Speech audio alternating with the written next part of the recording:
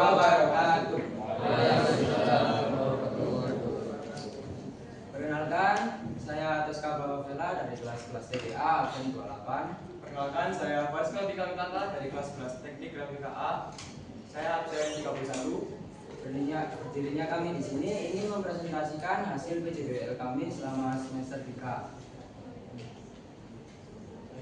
Yang pertama ada penjelasan terkait packaging.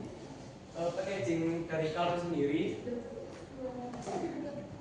Packaging dari Kalpa sendiri memiliki desain bernuansa biru yang mencerminkan dari produk sendiri, lalu mudah dikenali dan mampu melindungi produk yang ada di dalamnya. Nah, produk yang di dalamnya itu ada berbagai macam seperti saringan ikan, ada pelet ikan dan juga obat-obatan ikan.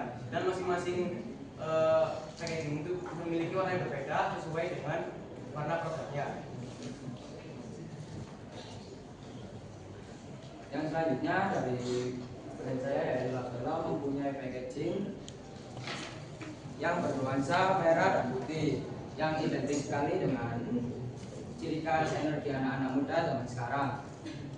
Setelah itu untuk detail desainnya yang di bawah saya menaruh ukuran celana yang ada dalam packaging ini dan saya menambahkan sedikit detail pada sisi kiri dan kanannya. Pada sisi kirinya saya menambahkan deskripsi dan sisi kanannya menambahkan deskripsi dan sisi kirinya saya menambahkan visualisasi. Untuk bagian atapnya saya tambahkan nama brand saya dan backline brand saya yaitu Improving Lab. Dan untuk Bapak dan Ibu guru, saya sangat mohon maaf sekali dikarenakan produk saya belum jadi, Bu, dikarenakan biayanya yang sangat mahal untuk membuat celana. Mohon maaf Pak dan Ibu. Selanjutnya ada company profile. Company profile dari Kalpa sendiri dibuat untuk mempermudah memperkenalkan identitas brand Kalpa secara profesional, lalu untuk meningkatkan kepercayaan konsumen terhadap brand Kalpa yang saya buat sendiri. Jadi agar konsumen ataupun produsen yang bekerjasama dengan brand Kalpa bisa lebih percaya dengan brand saya yang saya ciptakan untuk bisa memasarkan brand yang saya buat sendiri. Dan selanjutnya untuk company profile saya, fungsi company profile sendiri adalah untuk memperkenalkan identitas brand secara profesional dan untuk mempercayakan identitas brand kepada konsumen-konsumen. Setelah itu juga memudahkan untuk bekerja sama. Dan untuk company profile saya menjadinya dengan ring, dan untuk warnanya saya masukkan warna hitam dan warna merah pada setiap halamannya. Selanjutnya ada imposisi halaman. Imposisi halaman dari Kalpa terkait company profile itu dibuat dan disusun untuk urutan bacanya bisa dibaca secara rapi dan mudah dipahami, serta terdapat informasi yang mungkin ada yang tidak mengenali apa itu brand Kalpa, jadi bisa melihat dari company profile yang dibuat. Untuk imposisi halaman company profile yang tujuannya yaitu untuk memperurut pembacaan dan untuk menata halaman supaya runtut dan siap untuk dicetak dan dilipat. Dan ini untuk percobaan cetak kami yaitu kami pada company profile. Selanjutnya ada kalkulasi biaya terkait cetak digital, di mana total dari cetak digital yaitu 31.000 itu sudah dapat berisi dengan AP 150 dan juga cover dengan AP 310 serta finishing cetak di tengah atau staples. Lalu untuk cetak di offset itu total biayanya jumlah 4.210.000 rupiah ditambah dengan 35% insit di totalnya 5.683.500 rupiah. Jadi untuk 580 dikali 565.683.500 rupiah dibagi 1000 pieces ini buku jadi total 5.700.000 rupiah. Itu sudah termasuk biaya desain kertas isi cover dan lain-lain. Dan untuk brand saya yaitu untuk cetak digitalnya sendiri dengan menggunakan AP230 dan untuk covernya AP310 yaitu dengan harga 35.000 dan 17.000. Dan saya menggunakan laminasi top dan glossy, top pada bagian cover dan glossy pada bagian isi, dan berkisar sekitar 20.000. Dan finishing company profil saya menggunakan ring kawat yang harganya sekitar 7.150 rupiah. Dan untuk biaya cetak offsetnya untuk totalnya ada 8.470.000 tambah dengan 65% isi saya yaitu 13.975.500 rupiah. Dan total 13.975.500 rupiah ini dibagi dengan 1000 pieces company profile yaitu kisaran 14.000. Terus untuk acara dari kami yaitu yang pertama berdasarkan saran maupun masukan dari guru komedi, yang kedua melakukan evaluasi dari ukuran branding, yang ketiga mendalami lebih lanjut tentang bidang kritik grafika yang kami tekuni. Sekian dari kami.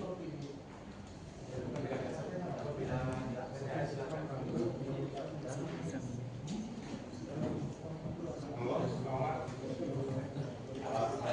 Saya ingin penjelasan tentang kalkulasi dari itu kalau pas presentasi kalkulasi kan tingkatnya tentang tabel sampai hari ini kok tidak dimunculkan tabel apa memang disepakati model kalkulasinya seperti yang tadi bisa ya Pak?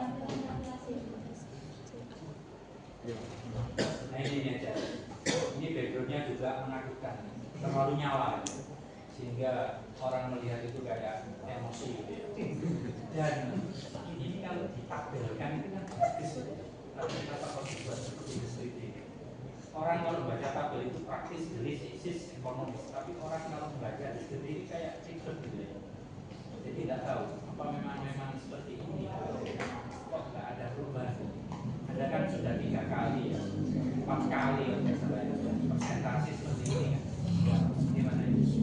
Mohon diberi penjelasan saya. Untuk yang kalkulasi kita memang beberapa awal tentang tabel dan kita kurang berinci lagi Pak. Nggak pernah konsultasi. Kalau konsultasi pernah, tapi kalau bagian kerapian dari tabelnya itu saya tidak mau. Pelajaran kalkulasi sudah ada. Pelajaran kalkulasi sudah ada. Jadi harusnya konsultasi bagaimana cara melaporkan angka-angka itu seperti apa. Kalau ini kan orang bingung, ujuk-ujuk moro-moro 14.000 gitu ya. Terus kemudian ujuk-ujuk moro-moro 4.500.000 dan lain sebagainya. Tapi tidak tahu proses dari awal. Ya, saya mungkin dari saya. Terima kasih.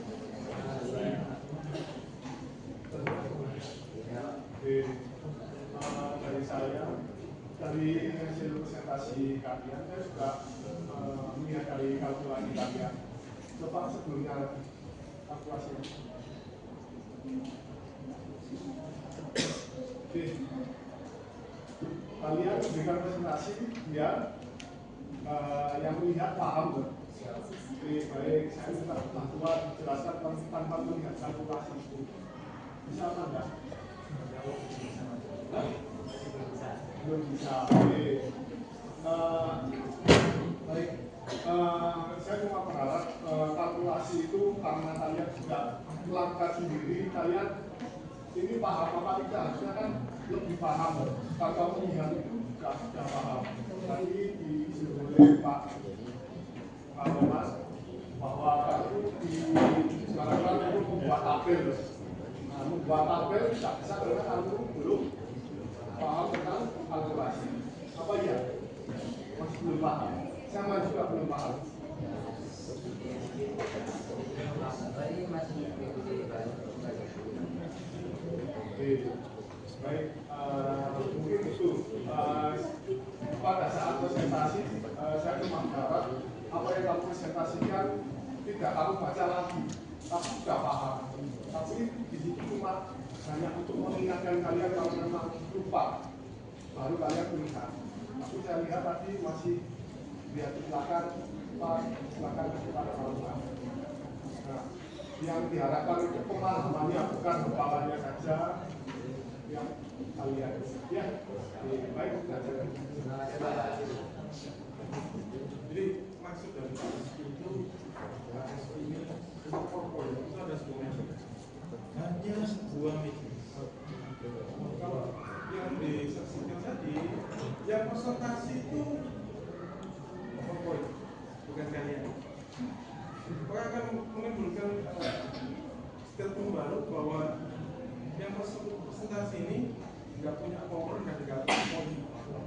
Ya, untuk depan belajar lagi ya. Oke, terus ini dari Faris dulu deh. Untuk kami profil saya lihat untuk template sudah. Cuma di sini yang kurang berhitungan adalah margin. Caranya beberapa yang nekat yang fleksibel. Saya kan harus tahu ini nanti sistem gini kan seperti apa. Padahal space di sini masih banyak. Ya, pengalaman cepat. Terus untuk yang packagingnya, ini kenapa kok sampai ditempel guys? Itu kemarin gitu Pak. Jadi sempat ada sobek juga. Terus ini ya, untuk pengaitnya, kunciannya. Kunciannya jangan buat kotak ini. Pertama, dalam estetika belum enggak. Karena ini adalah untuk penerapannya. Ini harusnya langsung tulis. Ini langsung dulu. Jadi ini dari sini langsung sini. Ini langsung ini. Ini langsung. Jadi masuknya lebih enak, fleksibel. Ya. Oke, selanjutnya untuk dari kemasan yang ini, kemasannya sistem locknya itu kan detail satunya.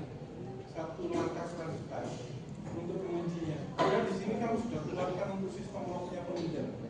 Tapi di sini nggak ada. Harusnya dikasih apa nih? Setelah buat kunci Pak. Ada yang nggak penting nggak? Oh, ini. Jadi gini, kalau ini manjenin sekitar 3 mili, maka saya akan di sini sekitar 40.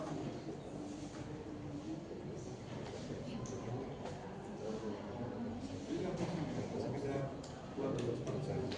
Lalu ketika dimasukkan yang nyata, ya.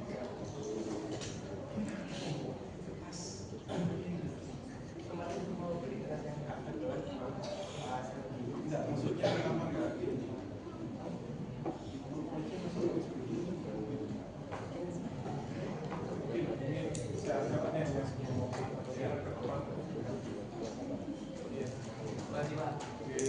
Terus perlu diperhitungkan ini nanti dibuat software ini hanya cukup dibuat software atau akan nanti dicetak secara massal.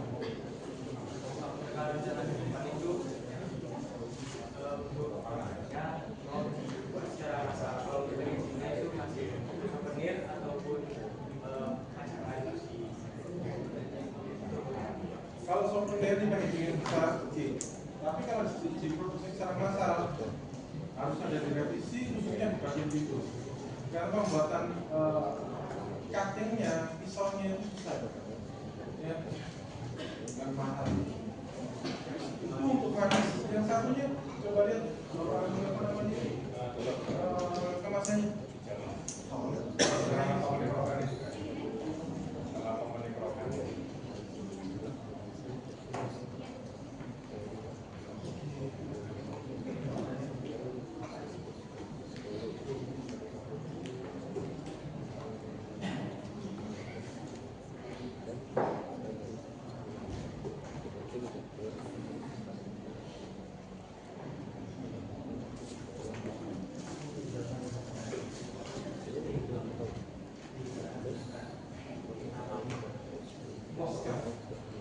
Tosca,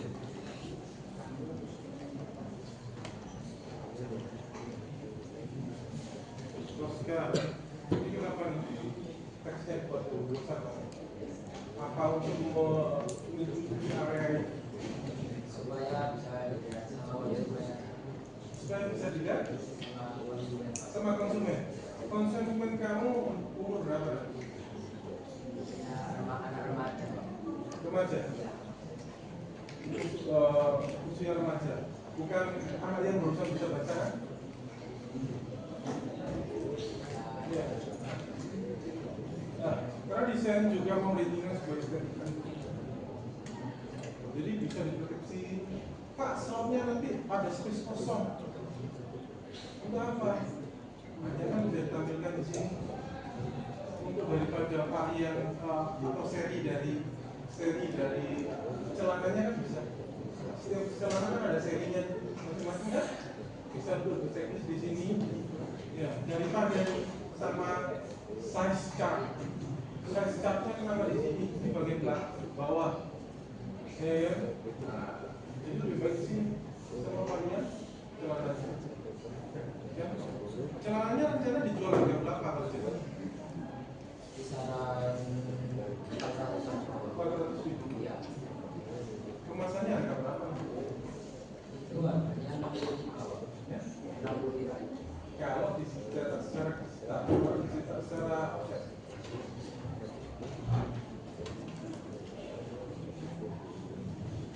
Masih kurang tahu Pak ya. Ya. Siap.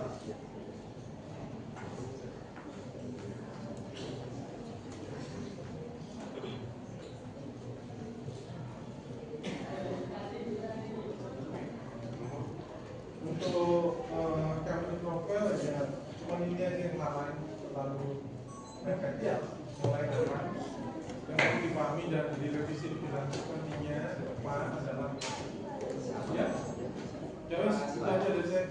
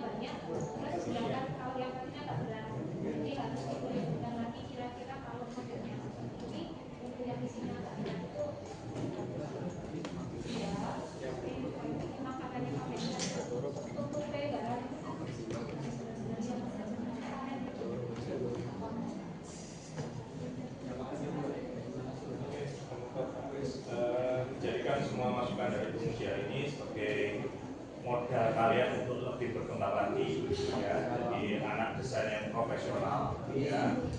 Terus saya berpendapat kalian adalah anak-anak kreatif, anak-anak pintar. Nah, pesannya Pak Aris, jadilah anak yang pintar, ojo komiter, ya. Jadi terus terima masukan dari semua guru, ya, bukan hanya yang di sini aja, tapi semua guru terima masukan, ojo komiter, ya. Jadilah anak yang pintar. Oke, itu aja pesannya Pak Aris. Terima kasih. Mungkin cukup sekian presentasi yang bisa kami sampaikan. Dengan kata maupun perbuatan, wassalamualaikum warahmatullahi wabarakatuh.